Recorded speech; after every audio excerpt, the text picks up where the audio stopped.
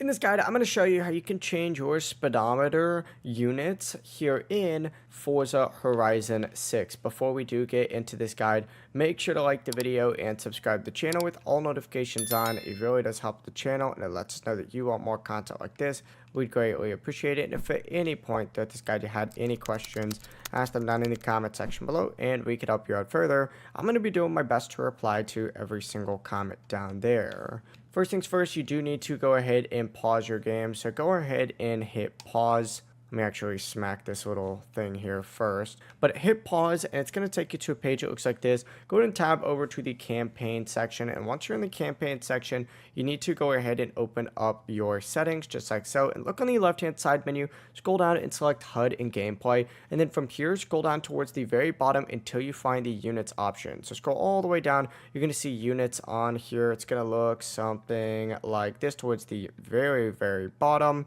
And essentially what you need to do on here is you can leave it on default, which just will follow your system or region settings. You could switch it to English if you want miles per hour, and you could switch it to metric if you want kilometers per hour. Go ahead and do that, but that is how you can change the speedometer units here in Forza Horizon 6. Just make sure when you back out that you do save your settings.